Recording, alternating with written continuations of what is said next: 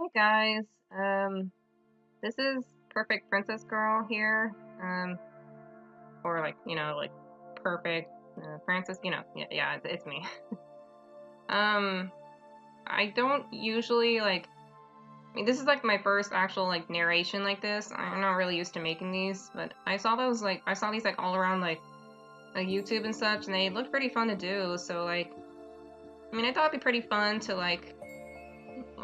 take this time to make like a little narration for the speed paint video I'm doing right now, this traditional speed paint video. Um, yeah, this actually took me like a long time to record. It was like really tedious, but I thought it'd be fun. I actually like recorded on my iPad, so sorry if some angles look a little awkward here. I'm trying to get used to like recording properly, so I mean it does get a little better though in the middle parts of it, so hope you kind of stick around for that. Anyway, the girl I'm drawing here right now is one of my newer OCs. Not like a fandom OC, but like my own like original OC. Her name is Prym, as in like prim and proper, Prym. Um she's actually from one of my newer stories called The Three Mages. Um she's like a dark mage character, and she leads this one trio of like mages. Yeah, it's her and Avery, the healer mage, and Tula, the strength mage. And together they all try to just be like a traveling bunch of heroes, like in this fantasy like world. And there's usually some kind of dangers going on around this world, because most fantasy stories are pretty dangerous. So yeah, they try to travel around in a group and like save as much people as they can from like monsters, like bad guys, just any kind of like dark force that tries to like terrorize everybody. They're there to stop it. Like just kind of like any kind of like hero group would do. So yeah,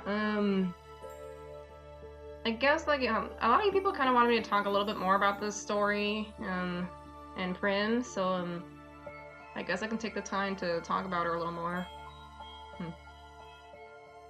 Okay, so Prym in this story, like I said, she's a dark mage, and she controls dark magic that can like basically, stuff like probably like mind control, like teleportation, like illusions to trick people, like that kind of dark stuff you see like in like magical stories. Yeah, she does all that kind of stuff. She actually she grew up like originally she was born like to her mom and dad. Like her mom was like this her mom Meredith was this strong soldier in the army. Her mom didn't have any magic in herself, but she was just a really strong like soldier. So and her dad Luca, he was like this he was a dark mage, so that's how like Prym got her dark magic from. Yeah, they were like a happy little family like in the beginning when Prym was just a little baby, but then like there was like this like one kind of like tragic circumstance that happened to Prim's dad that like I can't really spoil right now what it is, but basically it caused like her mom to run away with Prym into the woods area, and they just kind of lived in secret for like the next bit of Prim's childhood before like she found out she had her magic in herself. Yeah, she was basically like kind of raised in silence and solitude. Like she kind of just played around the forest. Like she was always kind of curious what happened to like her dad and like why they had to live ways in such secrecy. But her mom was like always kind of secretive about it. But she tried not to get like bored with it. She tried to make the best of her situation. And like even though like Prym didn't really have like the best kind of like money or like the fanciest kind of like toys and stuff like that, like basically she was like poor. But she tried not to show it too much. Like she didn't want like kids making fun of her, looking down on her. So she tried to like constantly put up this air of like this classy, prim, yeah, this classy, sophisticated young lady who just like, and she just wanted like some kind of to gain some kind of respect. Like she didn't want to just be looked down upon for like being poor and stuff like that. So she tried to like just keep it like keep her head held high and just make the best of her situation, And like around the time like she was like around like say like 11 or 12, like she started to like come more like notice her magic and becoming more active at that age. So like it got the attention of these like of these academy worker people from like this. Yeah, there's this whole academy for mages called Saint Revildas. It's basically like a school where like all kind of mages can like all of them can grow like their own abilities, like help themselves grow into like these strong, powerful mages in their own ways. Like whether they're poor like Prym or they're like really high ranking like princes and princesses. Yeah, they're all basically treated equally there, and like Prym impressed enough like made a big enough impression where she got like into the school. Her mom actually didn't really want her to go, but like she didn't really have a choice because like I mean she didn't want to hold Prym back too much, so she let her go eventually.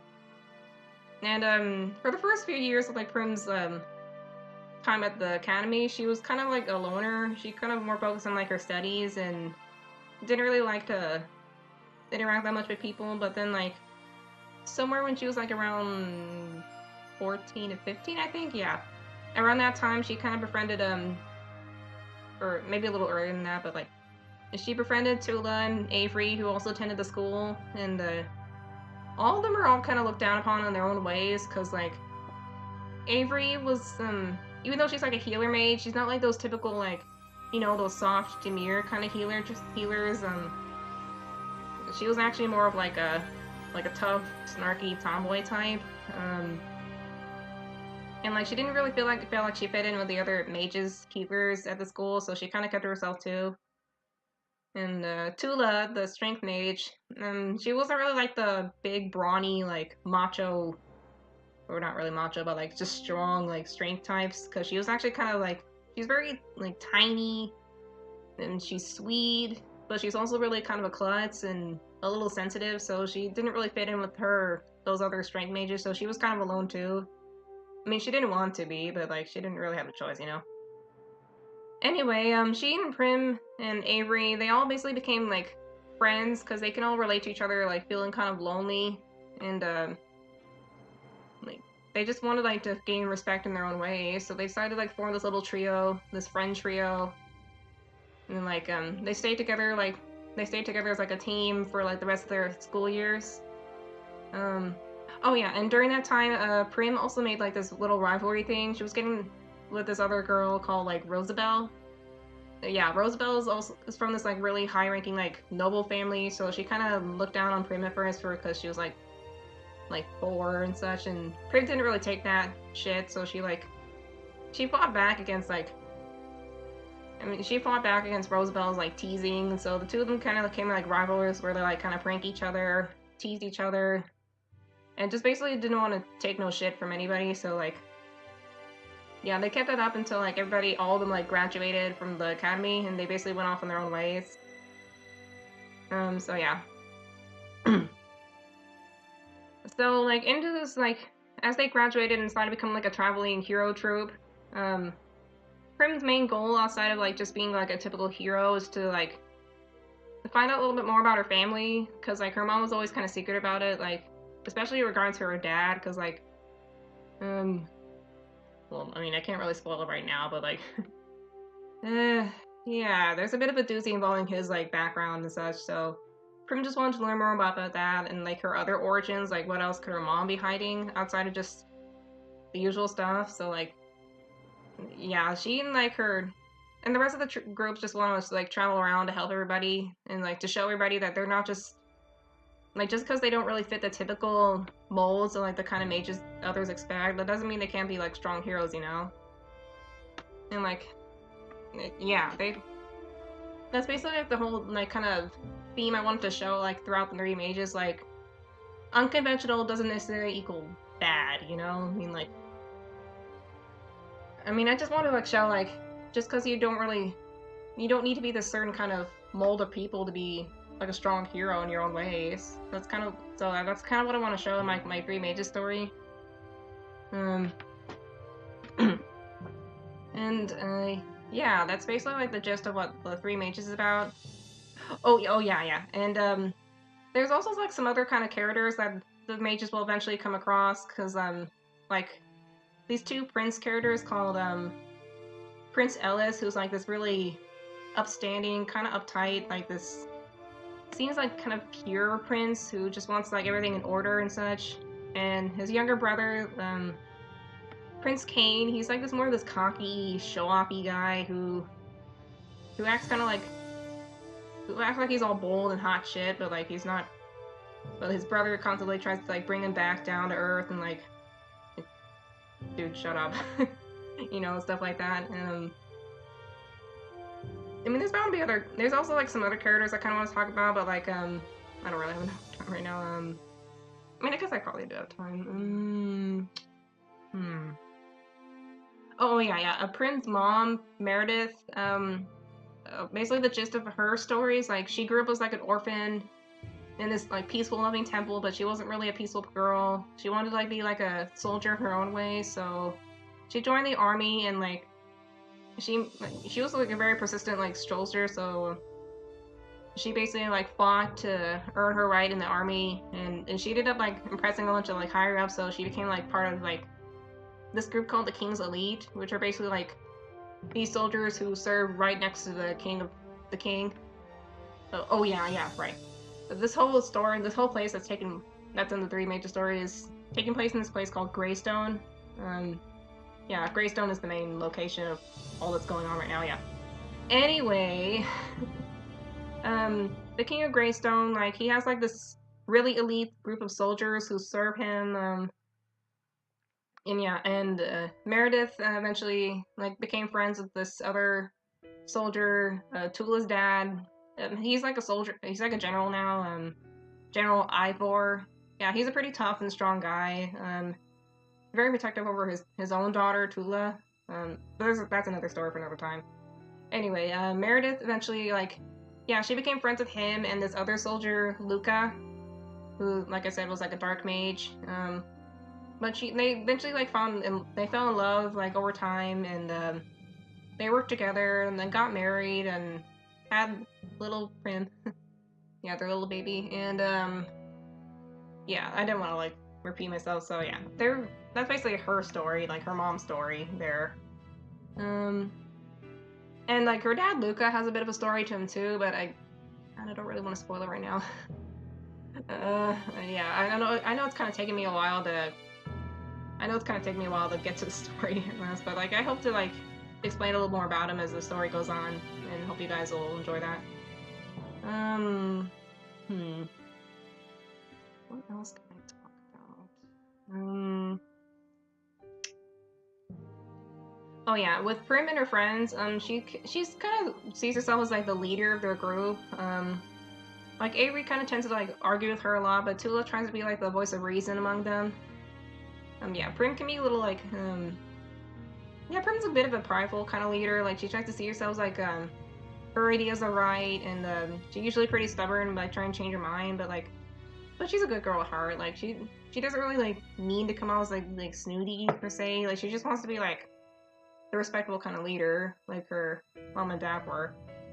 And towards like her like whole rivalry with Rosabelle, they still kind of like fight each other here and there with their like own magic duels and such, but like